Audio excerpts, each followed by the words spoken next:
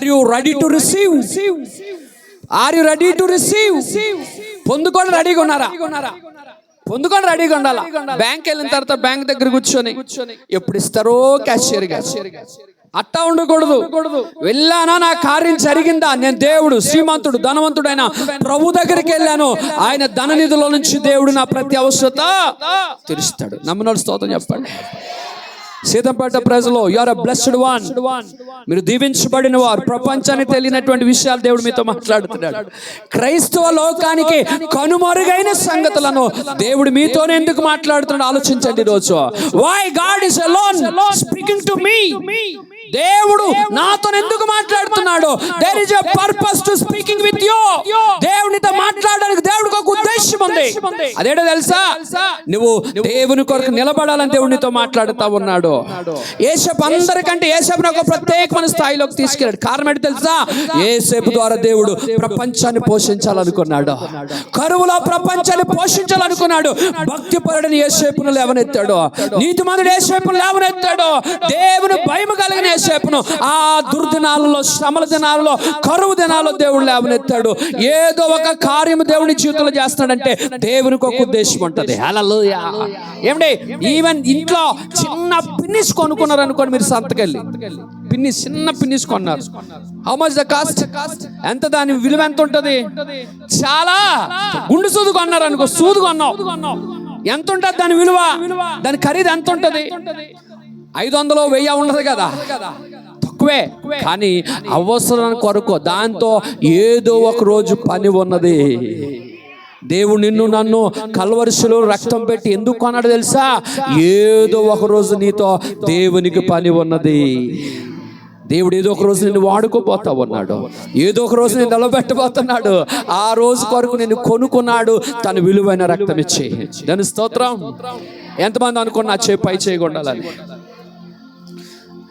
ఏ మాట మిస్ కాకూడదు. వాక్యాన్ని పంచుకున్నప్పుడు ఏ మాట, ఏ వచనం మిస్ కాకండి. ఆ మాట దగ్గరకు వస్తున్నప్పుడు దాన్ని క్యాచ్ చేయండి, దాన్ని పట్టుకోనండి.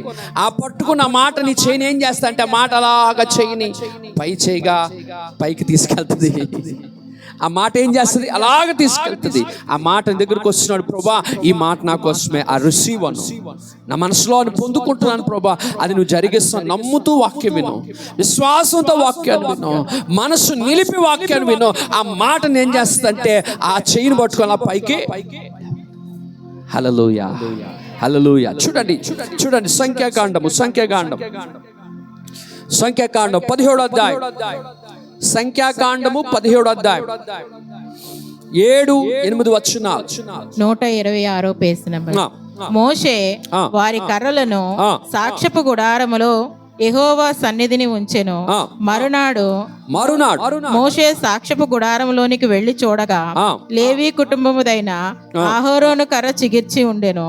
అది చిగిర్చి పువ్వులు పూసి బాదము పండ్లు గలదాయను. హల్లెలూయా. ప్రియులారా, ఒకానొక దినాన మోషే పాలెములో ఉన్న వారందరిని పిలిచి, గోత్రమునకు ఒక కర్ర చొప్పున గోత్రములకు అధిపతి అయిన ప్రతి వాని పేరట ఒక్కొక్క కర్ర మీద వారి పేర్లు రాసి, దేని మీద అండి? ఎండిపోయిన కర్ర మీద. ఏ కర్ర మీద? ఎండిపోయిన కర్రలు తీసుకొని రండి. ఆ కర్రల మీద మీ గోత్రము పేరు, మీ గోత్రానికి ఉన్న అధిపతి పేరు రాసి పట్టుకొని రండి అన్నాడు. రేపు పట్టుకొని రండి. 12 మంది, 12 గోత్రాలు, 12 గోత్రాలకున్న 12 మంది అధిపతులు, 12 మంది అధిపతుల పేర్లు అనగా పెద్దల పేర్లు ఆ కర్రల మీద. ఏ కర్రలవే? ఎండిపోయిన కర్రలు. చెప్పాలి మీరు. ఏ కర్రలో? ఎండిపోయిన కర్రలు, వాటి మీద పేర్లు రాశారు. కర్రల మీద పేర్లు రాశారు. వాటిని తీసుకొని వచ్చారు. పాలెములో ఉన్న దేవుని మందసము దగ్గర, వాటిని పెట్టి అన్నాడు మోషే, అయ్యలారా, మీలో ఎవరిని దేవుడు ఏర్పరచునో, మీలో ఎవరి పక్షముగా దేవుడు ఉండునో, మీలో ఎవరి మీద దేవుని ఉద్దేశం ఉండునో, లేదా దేవుడు మీలో ఎవరిని ఏర్పరచునో వాని కర్ర రేపు చిగురించునో. ఏ కర్రలవే? ఏ కర్రలో? ఎక్కడ ఉంటే ఆన్సర్ చెప్తారు, ఎక్కడ ఉంటే ఆన్సర్ చెప్పలేరు మీరు. ఇక్కడ ఉన్నారనుకోండి జవాబు చెప్తారు, ఎక్కడో ఉన్నారనుకోండి జవాబు చెప్పలేరు. ఎన్ని కర్రలు తెచ్చారు? 12 కర్రలు. వాటిని తీసుకుని వచ్చారు. ఎండిపోయిన కర్రలు, కర్రల పైన పేర్లు ఉన్నాయి. వాటిని తీసుకుని వచ్చి మందసం దగ్గర పెట్టారు. తీసుకుని వచ్చి మందసం దగ్గర పెట్టారు. పెట్టి అప్పుడు మోషే అన్నాడు, అయ్యలారా, మీలో దేవుని ఉద్దేశము, దేవుని ప్రణాళిక, దేవుడు ఎవరిని ఏర్పరచుకుంటున్నాడో అని తెలియడానికి ఎండిపోయిన కర్రలు ఏ కర్ర అయితే చిగురిస్తుందో ఆ పేరు కలిగిన వ్యక్తిని దేవుడు ఏర్పరచుకోబోతున్నాడు అని ఒక సూచన పెట్టాడు. 12 కర్రలు తీసుకొచ్చారు. ఏ కర్రలవి? ఎండిపోయిన కర్రలు. ఈ కర్రలు తీసుకొచ్చి మందసం దగ్గర పెట్టారు.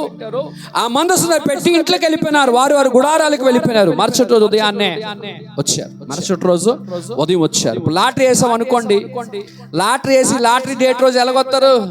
అందరూ వస్తారు. వచ్చామనుకుంటారు, ఈ లాటరీ నాకు తగిలిందా, బెంజ్ కారు కొనేస్తా అనుకుంటారు. లేదా లేదా ఈ నెల చీటీ నాకు తగిలిందా, ముక్కు పుల్ల కొనేస్తా, మెడలో కొనేస్తా, ఏదో ఒకటి అనుకుంటాం. 1 లక్ష 2 లక్షల చీటీ వస్తుందేమో, లేకపోతే ఈ రోజు లాటరీ తగులుతుందేమో, అందులో నా పేరు ఉందేమో, ఉంటే నా పరిస్థితి మారిపోతాను.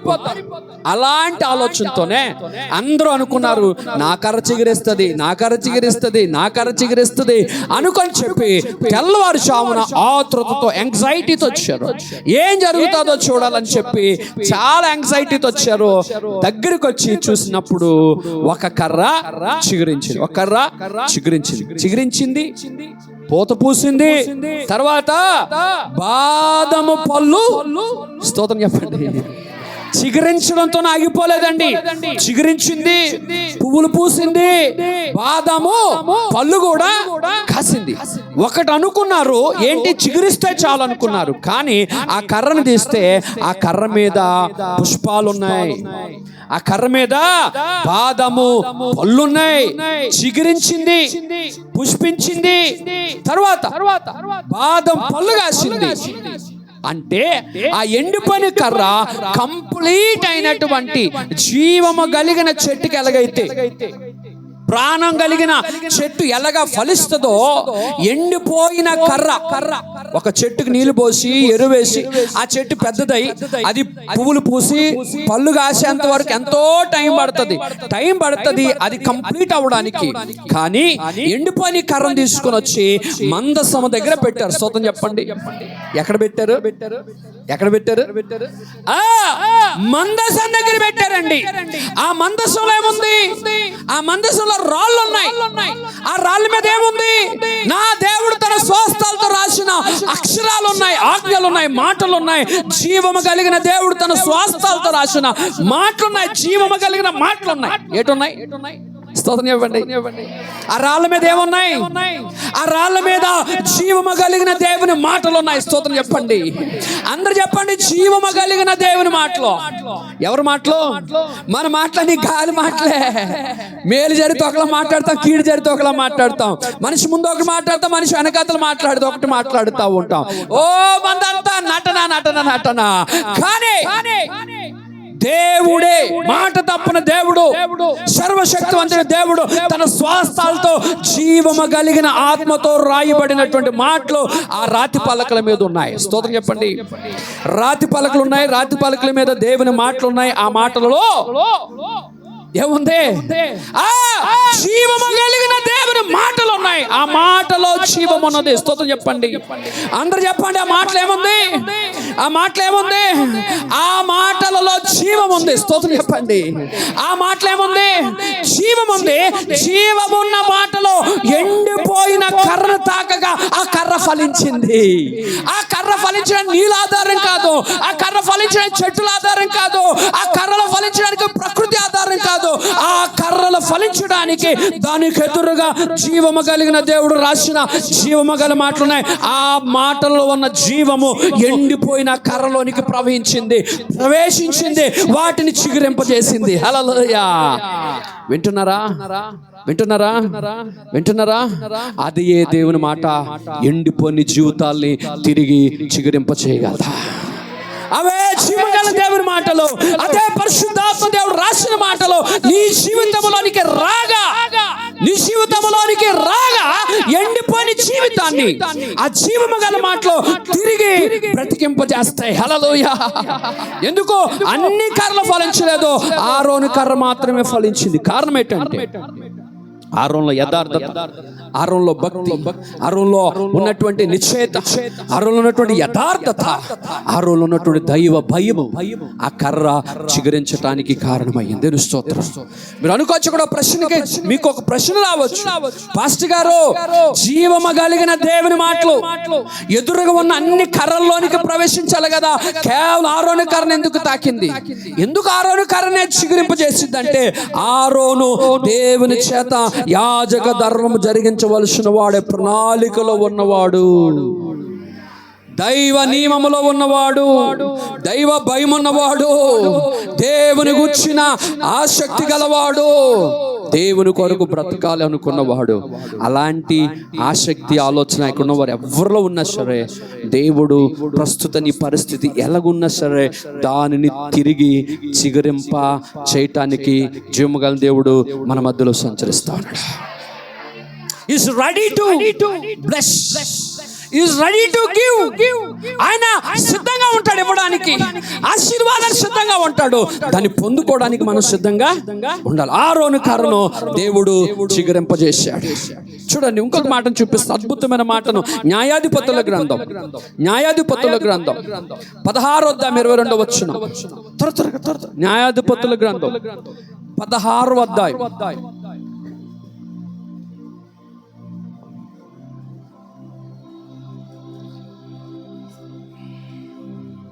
స్తోత్రం స్తోత్రం స్తోత్రం. 214 పేజీ. అతడు బందీ గృహములో తిరగలు విసురువాడాయను. అతడు క్షౌరము చేయబడిన తరువాత అతని తల వెంట్రుకలు తిరిగి మొలుచుటకు మొదలు పెట్టెను. చాలు. స్తోత్రం. హల్లెలూయా. అందరికీ తెలిసిన స్టోరీ ఏంటి అంటే, సంసోను లోకంలో పడిపోయాడు, సంసోను పాపంలో పడిపోయాడు, సంసోను దేవుని చిత్తానికి వేరుగా వెళ్ళాడు, సంసోను దేవుని విడిచిపెట్టాడు, లోకంలో కలిసిపోయాడు, పాపంలో కలిసిపోయాడు. అంత అయిపోయిన జీవితం అంతా అంత అయిపోయిన తర్వాత ఫిలిస్తీన్ల సర్దార్లు ఆయనను తిరిగి పట్టుకున్నారు. ఫిలిస్తీన్లు శత్రు చేతిలో చిక్కుకున్నాడు. ఎవరి చేతిలో చిక్కుకున్నాడు? శత్రు చేతిలో చిక్కుకున్నాడు. శత్రువులు అందరూ దొరికాడు సంసారం అని చెప్పేసి 2 చేతులు 2 కాళ్ళకు సంకెళ్ళు వేసి తీసుకొని పోయారు. శత్రువు చేతిలో నిస్సహాయుడుగా ఉన్నాడు, దిక్కుతాచిన వాడిగా ఉన్నాడు. అంత బలవంతుడు శత్రువుకి పట్టబడ్డాడు. పట్టబడిపోయాడు. బలవంతుడు శత్రువు చేతిలో పట్టబడ్డాడు. నీవు నీ శత్రువు చేతిలో పట్టబడితే నువ్వేమైపోతావు? నీ మీద అందరూ వచ్చి పడిపోతే నువ్వేమైపోతావు? ఎదుటి వారి దగ్గర తలెత్తుకొని తిరుగుతున్న నీవు తల దించుకొని తిరగాల్సి వస్తే ఏమైపోతావు? అందరికంటే ఉన్నతంగా ఉన్నవాడు ఈరోజు దిక్కుమాలిన వానిగా, ఎన్నిక లేని వానిగా అదే ప్రశ్న మధ్య నడిస్తే బ్రతకడం కంటే చావడం మేలు అనుకొని చావు కొరకు ఎదురు చూస్తూ అలాంటి స్థితిలో సంసోను నిల్చున్నాడు. అందరూ ఆయన చుట్టూ పగబట్టిన వారే, దొరికాడురా. అందరూ ఏమనుకున్నారు? సంసారం మనకు దొరికాడు, వేసేయండి అని చెప్పే ఊరందరూ ఏకమైపోయి సంసోనుని సంకెలి చేత బంధించి అంత బలవంతుణ్ణి ఏది లేనివాడిగా తోలుకొని తీసుకొని వెళ్తా ఉన్నాడు. ఏడుస్తూ ఉన్నాడు, మనసులో బాధపడుతూ ఉన్నాడు. ఈ ఫిలిస్తీన్లను చూసి భయపడేవారు వారు ఎదుటిగా ఈరోజు ఎన్నిక లేని వాడుగా.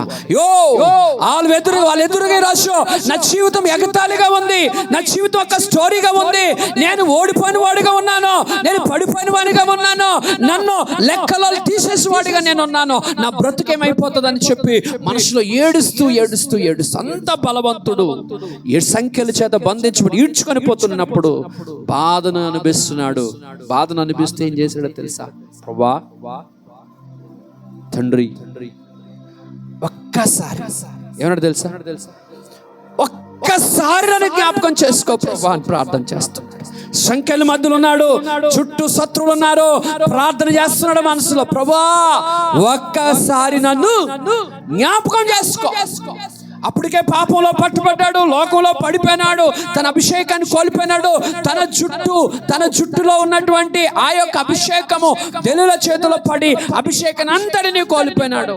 తన శక్తిని కోల్పోయాడు, బలాన్ని కోల్పోయినాడు, ఘనతను కోల్పోయాడు, పేరును కోల్పోయినాడు. మంచి ప్రఖ్యాతిగాంచినటువంటి సంసోను 0 అయిపోయాడు. శత్రువులు చూసి ఎగతాళి చేస్తారు, ఇరుగు పొరుగు వారు చూసి ఎగతాళి చేస్తున్నారు. శత్రువులున్న పట్టణానికి ఖైదీగా తీసుకొని పోయాడు. ఆ స్థితిలో అంత బోడిగుండు చేయబడ్డాడు.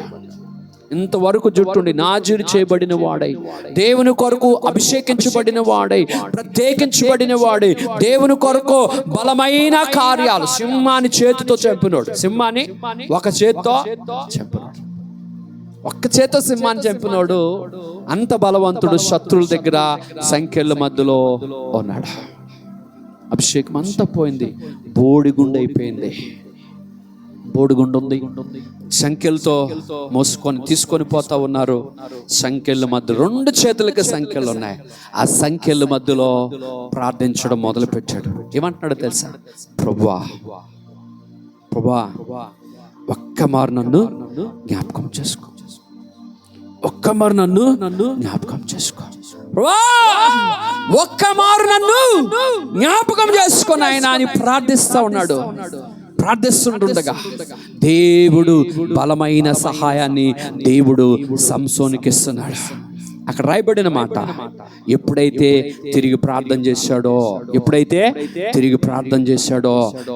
దేవుని వైపు చూశాడో, ఎప్పుడైతే ఏడ్చాడో, ఆ బోడిగుండు మీద అనగా సవరం చేయబడినటువంటి తల మీద వెంట్రుకలు తిరిగి మొలచెను అని రాయబడింది. తిరిగి తన అభిషేకం తనలో పనిచేయడం ప్రారంభించబడింది. తిరిగి తన బలాన్ని పొందుకోవడం ప్రారంభించబడింది.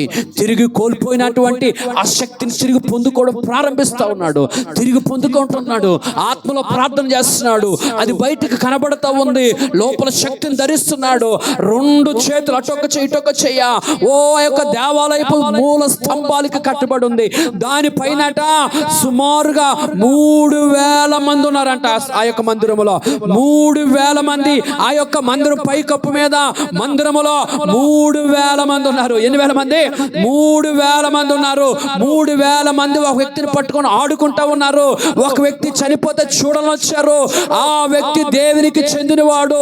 ఆ వ్యక్తి పాడైపోతే చూడనొచ్చారు. ఆ వ్యక్తి దేవుని ఆరాధిస్తున్నవాడు. ఆ వ్యక్తి నిరాశాయుడిగా ఉంటే ఆడిని చూసి నవ్వాలని ఎగతాళి చేయాలనుకొని 3000 మంది వచ్చారు. 3000 మందిలో ఒక్కడగా నిలుచున్నాడు. ఆ ఒక్కడైన వాడు దేవుని వైపు చూడడం ప్రారంభించాడు. నీ చుట్టూ శత్రువులు ఎంతమంది ఉన్నా, నీ పరిస్థితి ఎలాగున్నా సరే, నువ్వు దేవుని వైపు చూడడం ప్రారంభిస్తే దేవుడు ఏం చేస్తాడో తెలుసా? తిరిగి నిన్ను చిగురింపజేస్తాడా. నెమ్మదిగా ఆ వెంట్రుకలు తిరిగి మొలుస్తూ ఉన్నాయి. దేవా ఒక్కసారి మొలుస్తూ ఉంటుండగా శక్తిని పొందుకున్నాడు. ఒకే ఒక కేకతో, ప్రభువా అని చెప్పి 2 చేతులో బలముగా లాగగా 3,000 మంది ఒకే దినాన నేలమట్టమైపోయారు. శత్రువులను నేలమట్టం చేయగల శక్తిని దేవుడు సంసోనికి తిరిగి ఇచ్చినాడు. ఒకే దినాన్న దేవుడు తన చేతులను బలపరిచినాడు, చేతులకు శక్తినిచ్చినాడు, చేతులకు సామర్థ్యత ఇచ్చినాడు. కోల్పోయిన సామర్థ్యతను, కోల్పోయిన శక్తిని, కోల్పోయిన బలాన్ని, కోల్పోయిన అభిషేకాన్ని, కోల్పోయినటువంటి క్యాలిబర్ని దేవుడు తిరిగి ఇచ్చాడు. తిరిగి కలిగిన దేవుడు నీ చెయ్యిని తిరిగి చిగురింపజేయగలడా? హల్లెలూయా. వింటున్నారా? ఎండిపోయిన ఆ యొక్క ఆరోను కర్ర తిరిగి చిగురించింది. ఎండిపోయిన పోగొట్టుకున్న బలము, అభిషేకం తిరిగి సంసోన్లో పనిచేస్తుంది. బోడిగుండి అయిపోయినా సరే తిరిగి చిగురింప చేయగలుగుటకు సమర్థుడైన దేవుని దగ్గర మనం ఉన్నాం. ఎంతమంది ఇక్కడ ఉన్నారు? స్తోత్రం చెప్పండి. నేను ఎప్పుడు ఇట్టాగే ఉండాలండి, ఇట్టాగే ఉండాలండి, ఇట్టాగే ఉండాలండి, 100 దండుకుంటూ ఉండాలండి. దేవుని బైబిల్ పక్కన పెట్టి చెప్పట్టుకొని ఇంటింటికి వెళ్ళిపోయి 100, 50, 10, 20 చూడండి. ప్రతి రోడ్డు మీద జనాలు ఉంటారు. ప్రతి సిగ్నల్ పాయింట్ దగ్గర ఉంటారు. 10, 20 అడుక్కుంటారు కదా. మన దేవుని బిడ్డలమా లోకస్తులమా? చెప్పండి. మన దేవుని బిడ్డల లోకస్తులమా? మనము చేయి చాచేవారం కాదు, మన చేయి పై చేయి ఉండాలని దేవుడు కోరుకుంటున్నాడు. మీరు నమ్మితే అది చూస్తారు, మీరు నమ్మితే అది పొందుకుంటారు. సంసోను బంధించబడినప్పుడు ఏమని నమ్ముతున్నాడు? సంసోను బంధించబడినప్పుడు ఏమని ప్రార్థన చేస్తున్నాడు? ప్రభువా, నీవు నన్ను ఒకసారి సహాయం చేయను. ఆయన బంధించబడి కోల్పోయిన తరువాత చేస్తున్న ప్రార్థన, నష్టపోయిన తరువాత చేస్తున్న ప్రార్థన, అంత అయిపోయిన తర్వాత ప్రార్థన చేస్తా. ఆయన హృదయంలో ఎక్కడో విశ్వాసము దాచబడి, ఎక్కడో నమ్మిక దాచబడి ఉంది.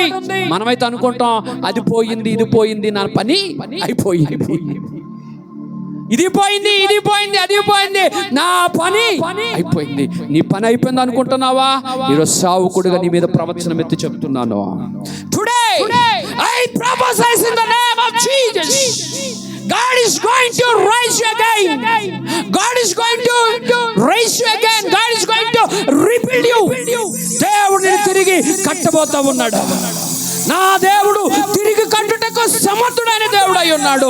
తిరిగి మొలకెత్తుటకు, తిరిగి చిగురించుటకు, తిరిగి నిన్ను నడిపించుటకు, తిరిగి నీ చేయ మరలా బాగుపడి ఇచ్చే చేయగా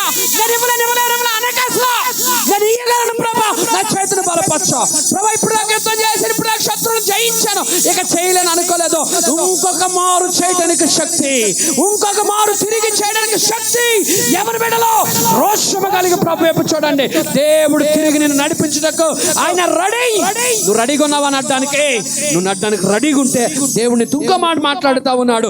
ఒకనొక రోజు యెరోబోము అనబడుతున్న ఒక రాజు ఉన్నాడు. ఒకనొక రోజు యెరోబోము అనబడుతున్న ఒక రాజు ఉన్నాడు. దైవజనుని పట్టుకోవాలని చేయి చాచాడు. ఒక చైన్ చాపాడు. మొదటి రాజుల గ్రంథం, సారీ 2 రాజుల గ్రంథం, సారీ మొదటి రాజుల గ్రంథం 13వ అధ్యాయం 4-6 వచనాలు. త్వరగా తీయండి. అద్భుతమైనటువంటి ఒక మాట. మొదటి రాజుల గ్రంథం 13వ అధ్యాయం 4-6 వచనాలు. 293 బెతేలు నందున్న బలిపీఠమును గూర్చి ఆ దైవజనుడు ప్రకటించిన మాట రాజైన యెరోబాము విని బలిపీఠం మీద నుండి తన చెయ్యి చాపి వానిని పట్టుకొనమని చెప్పగా అతడు చాపిన చెయ్యి ఎండిపోయెను. చాలు అతడు చెయ్యి చాపాడు. హలో, వింటున్నారా? అతడు యెరోబాము అనబడుతున్న రాజు చెయ్యిని చాపాడు. చాపిన చెయ్య ఎండిపోయింది. ఆ కింద చదవండి అమ్మా, కింద చదవండి. చెయ్యి వానిని పట్టుకొనమని చెప్పగా అతడు చాపిన చెయ్యి ఎండిపోయెను.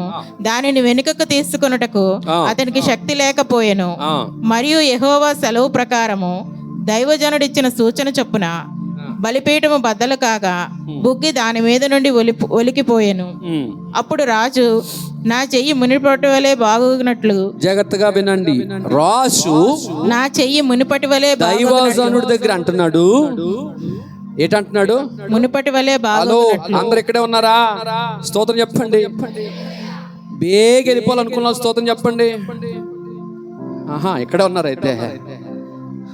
మీరు ఎక్కడున్నారో ఒకసారి పరీక్షించుకుందామని ప్రశ్న. హల్లెలూయా.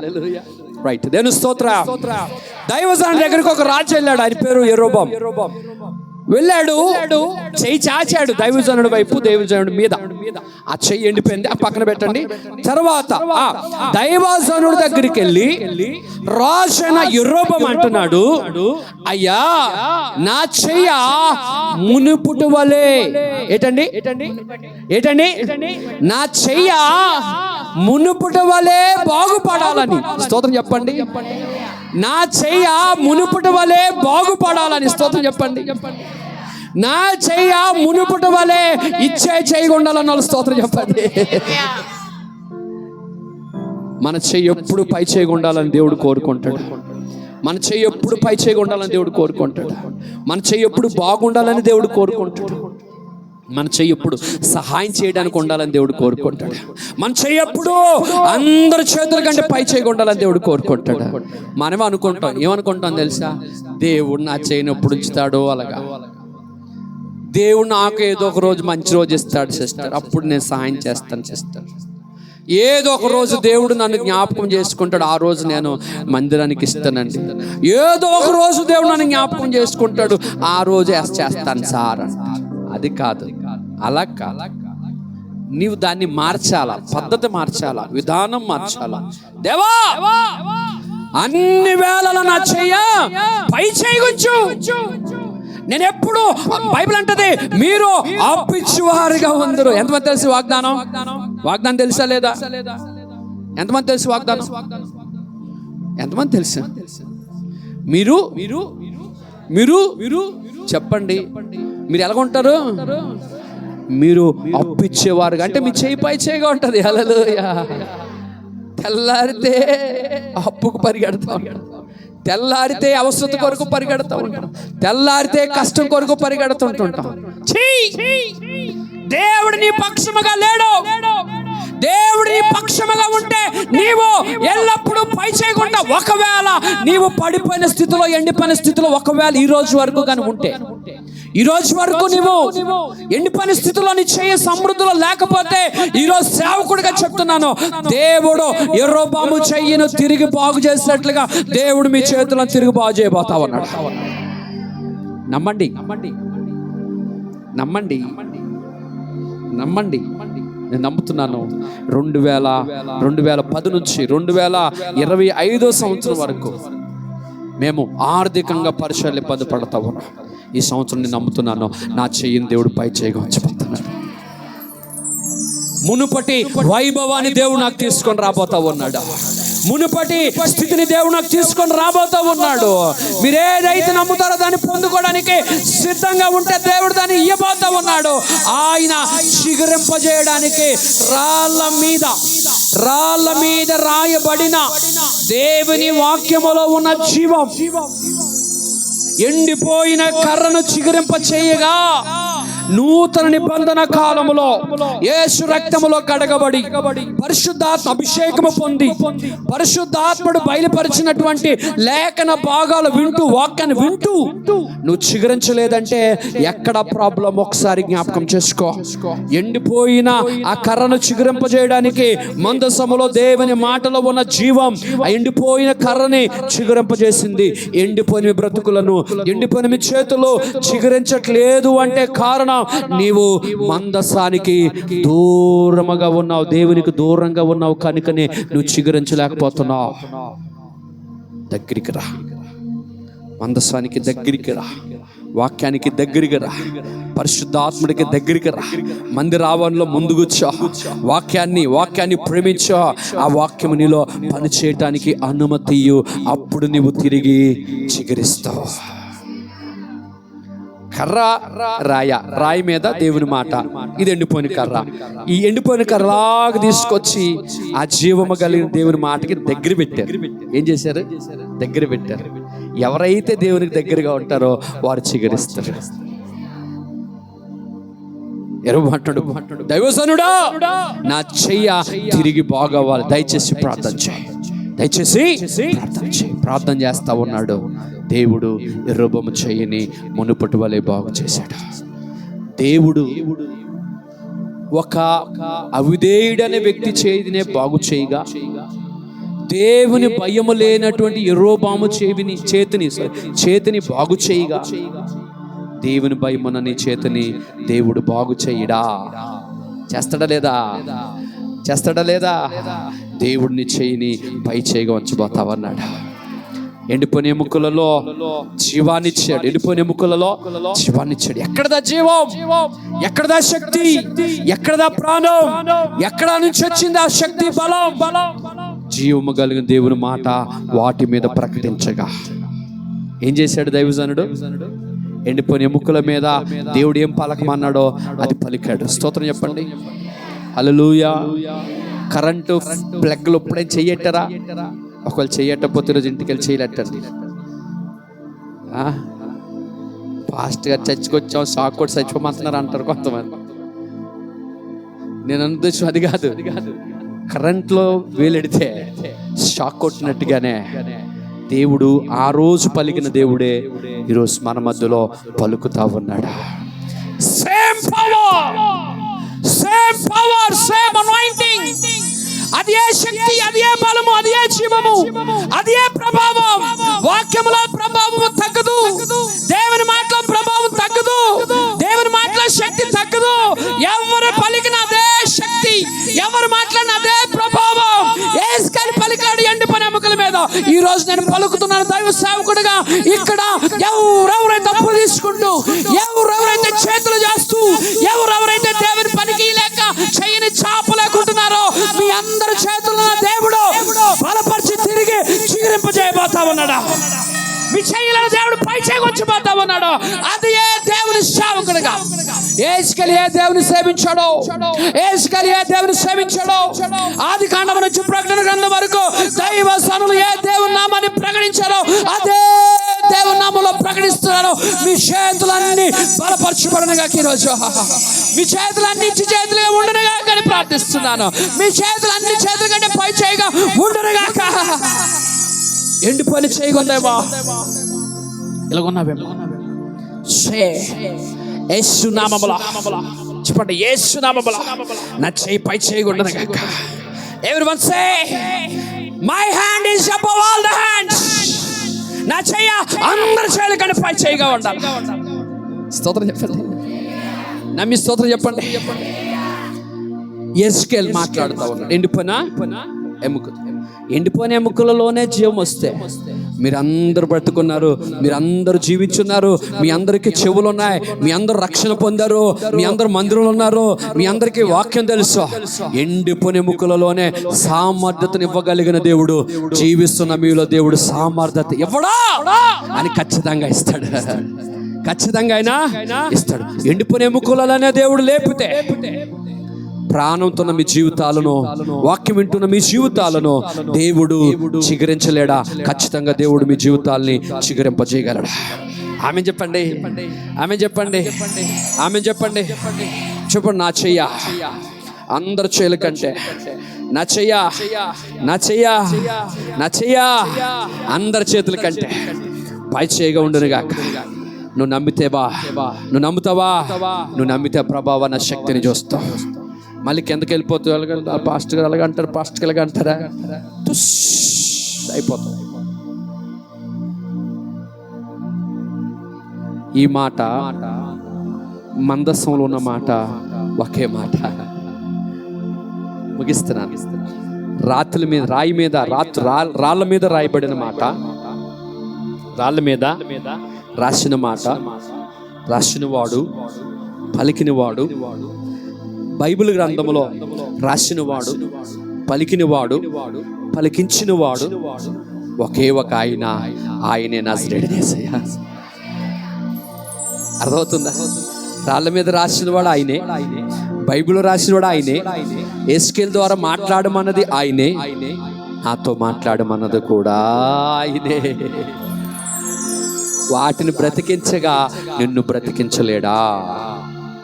వాటిని చిగురింప చేయగా నిన్ను చిగురింప చేయలేడా? మీకు వాటికి తేడా ఏంటంటే వాళ్ళు నమ్మారు, మనం సగం నమ్ముతాం. మనకి జ్ఞానం అధికం, ఆలోచన అధికం, తెలివితేటలు అధికం. ఇలాగే చెప్తారు. ఈ సగం నమ్మడం బట్టే సంపూర్ణతలోనికి, సమృద్ధిలోనికి వెళ్ళలేకపోతున్నాం. ఈరోజు మీ ఆలోచనని క్యాన్సిల్ అయ్యి నా దేవుని మాట మీ హృదయంలో స్థిరపరచబడును గాక. నమ్ముతారా? నా చెయ్య అందరు చేయల కంటే పై చేయగా ఉండబోతా ఉంది. ఎండిపోయిన మీ చేతులను తిరిగి నా దేవుడు జీవములోనికి తీసుకొని రాబోతా ఉన్నాడు. కళ్ళు మూసుకోనండి, ప్రార్థన చేసుకుందాం. కళ్ళు మూసుకోండి, ప్రార్థన చేద్దాం. సంసోను బోడిగుండు చేయబడితే, సంసోను ఆ బోడిగుండు మీద దేవుడు వెంట్రుకలను తిరిగి మొలకెత్తించిన దేవుడు, తిరిగి జీవములోనికి, తిరిగి శక్తిలోనికి తీసుకొచ్చిన దేవుడు.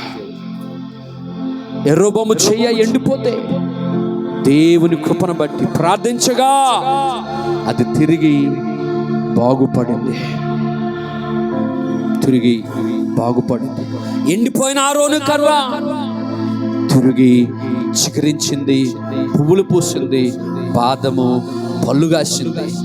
నీ జీవితము తిరిగి చిగురించి ఫలించి అభివృద్ధిని దేవుడు ఇవ్వబోతా ఉన్నాడు. వాక్యమైన మీ అందరి జీవితాల్లో మందసములో పలికిన మాట, మందసములో రాయబడిన మాట, మాటలాడిన వాడు, పలికిన వాడు, రాసిన వాడు, అది ఏ దేవుడు ఈరోజు నీతో వాక్యం ద్వారా, అదే వాక్యం ద్వారా మాట్లాడుతున్నాడు.